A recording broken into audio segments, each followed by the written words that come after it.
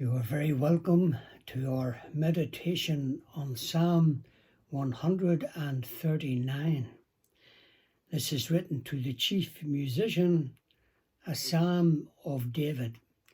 Now, this can only be described as a magnificent psalm. It is sublime.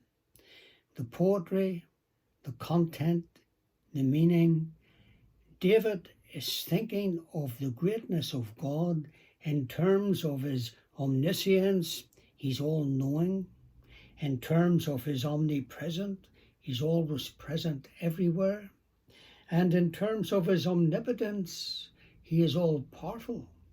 And he's going to think of these great attributes of God in his own experience.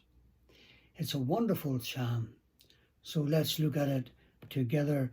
In the first 6 verses, we're thinking of is that God is omniscient. That is to say, he's all-knowing. There is nothing outside of his knowledge. Nothing happens about which he doesn't know.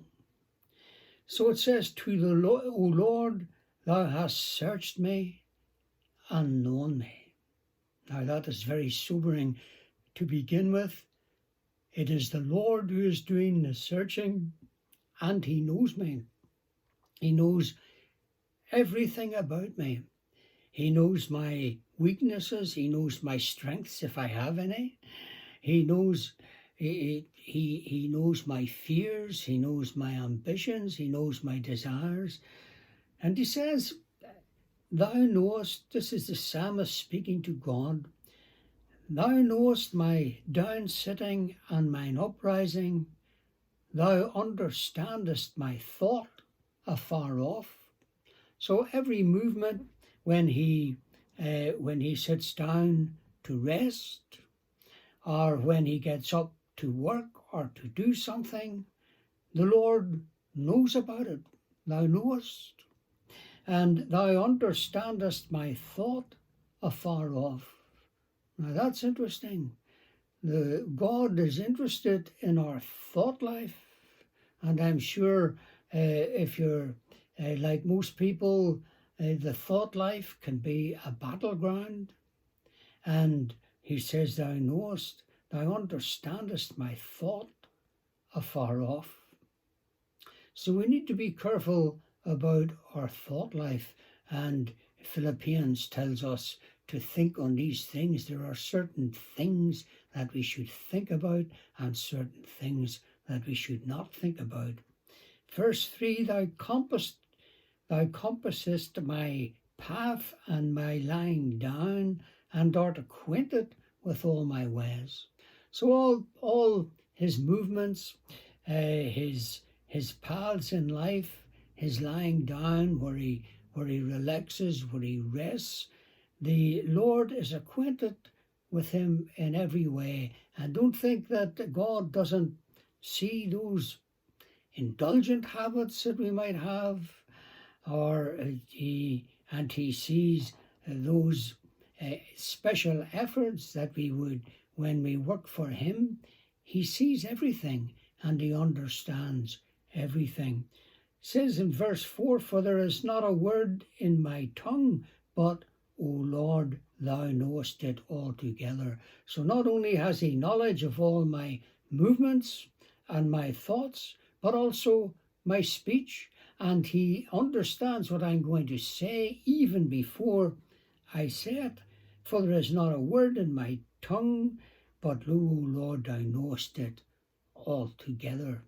So let's be careful of our speech.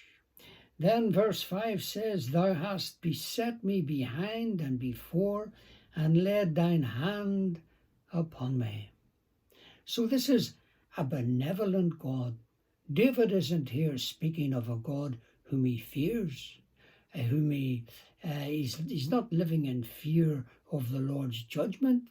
He is meditating on the Lord's goodness to him and his faithfulness.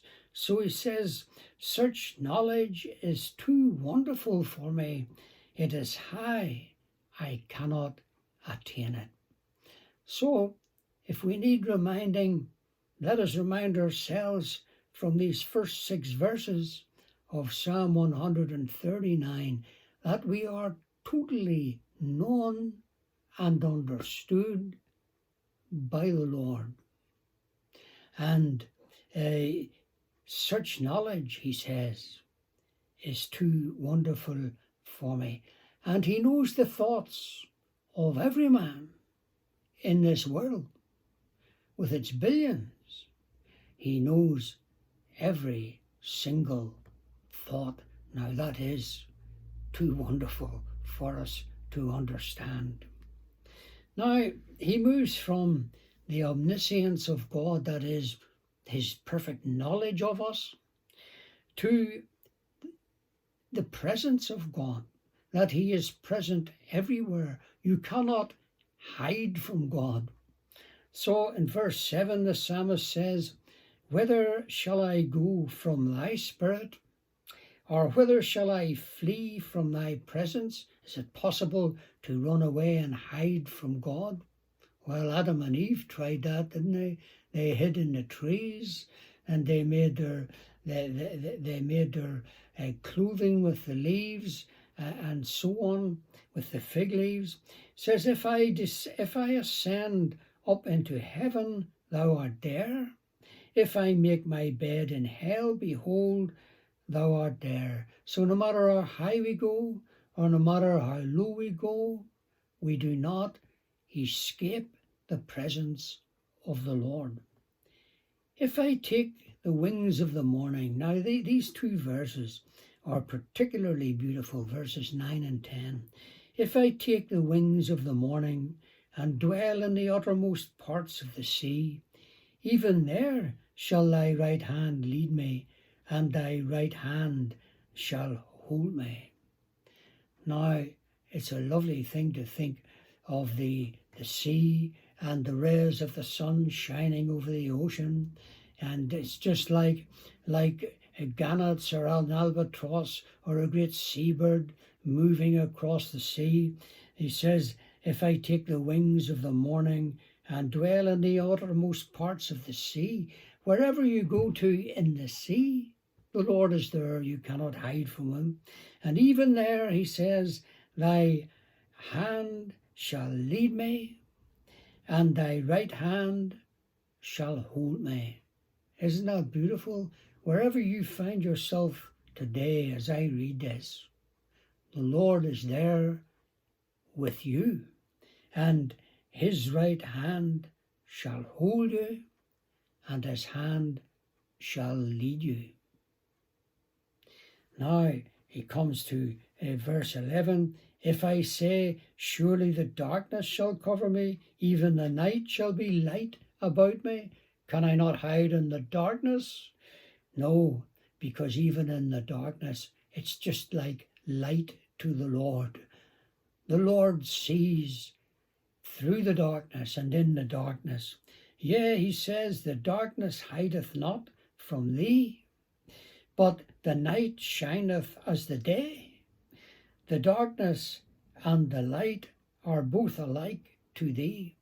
So do not think that things that you do in the dark are unseen by the Lord, because to him the darkness is just like the light, very searching. And the psalmist knows, David knows, that the Lord is everywhere he goes in this life. The Lord is there with him. Then we move to the subject of God's omnipotence, in that he is all-powerful. And these are some of the most tremendous verses, not only in the Psalms, but in the whole Bible. They're very topical, they're very relevant to today's culture, where human life has lost its value and its dignity. So let us read about David in the womb. And he says in verse 13, for thou hast possessed my reins, thou hast coveredst me in my mother's womb. He's gone back to his birth, and when his mother carried him before he was born, and as he grew in the womb. He says, I will praise thee, for I am fearfully and wonderfully made. And when you think of how we're made,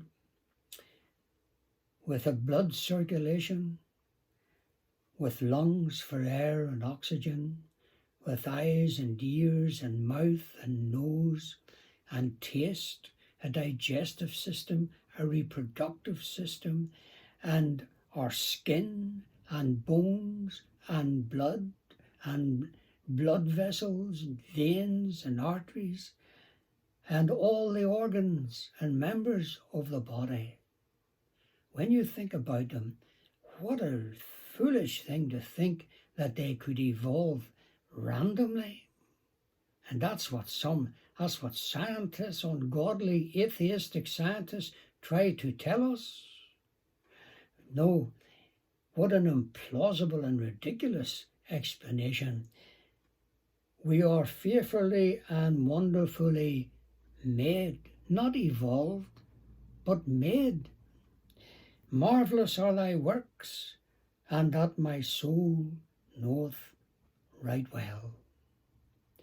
And the psalmist had a wonderful appreciation of the complexity and marvel of the body, the human body. And he thought, he develops this thought, verse 15, my substance was not hid from thee when I was made in secret. No one else could see him in the womb, but the Lord saw him, and curiously wrought in the lowest parts of the earth. So he was formed in the womb. Verse 16, thine eyes did see my substance, yet being unperfect. So when the fetus was only hours old or days old and weeks old and months old, it wasn't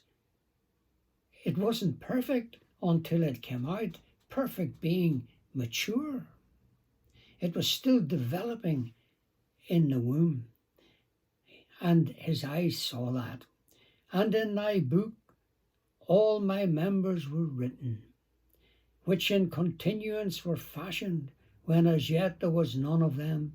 And in the womb, the colour of my skin, the colour of my hair, the colour of my eyes, my height and my build and frame and so on, they were all written in the womb.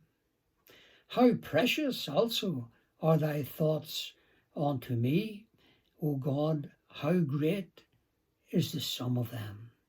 And he said, as he thinks upon the development of that fetus in the womb, in his mother's womb, he can just say, how precious also are thy thoughts unto me, that God had gracious thoughts toward David, even in the womb. O God, how great is the sum of them. If I should count them, they are more in number than the sand. When I awake, I am still with thee. And it's wonderful to think that God tells us he will have all men to be saved. He desires all men to be saved and to come to the knowledge of the truth. What gracious intentions. Now, the psalmist turns from this, David turns from that subject, and he thinks of some moral questions, because there are enemies in the world. He has enemies. He says, verse 19, surely thou wilt slay the wicked, O God. Depart from me, therefore, ye bloody men. And David doesn't want anything to do with the enemies of God. For they speak against thee wickedly, and thine enemies take thy name in vain. David doesn't want to be friends with people who takes his name in vain, who take his name in vain. Do not I hate them, O Lord, that hate thee? And am not I grieved with those that rise up against thee? You see, David is on the Lord's side. Now, we do not make people like that our company. We can certainly pray for their salvation, But we do not take sides with them and take the Lord's name in vain with them. Isn't it a horrible thing to listen to the Lord's name being taken in vain, whether it's in work or in the street? We don't want to socialize with people who take his name in vain. He says, I hate them with perfect hatred. I count them mine enemies. And so the psalmist hates sin, and he hates what sinners do. He hates their sin and the very fact that they're enemies of God. He hates that. And so should we. But we should be praying for the sinner, that he will have repentance toward God and faith in our Lord Jesus Christ. Now we come to two searching verses. At the end, verses 23 and 24, says, Search me, O God, and know my heart. Try me and know my thoughts, and see if there be any wicked way in me, and lead me in the way everlasting. So what's he saying here? He is saying, Lord, if I am failing thee, if there's any wicked way in me, don't give me up. Keep working on me and help me to grow, as we would say in the Lord. Help me to grow and to get rid of those wicked works. And we would say, our prayer would be to the Lord, if there's any wicked way in me, lead me in the way everlasting. Don't give me up. Keep working on me. Surely that's the prayer of every Christian to his Lord. Keep working on me. Thank you for listening to Psalm 139.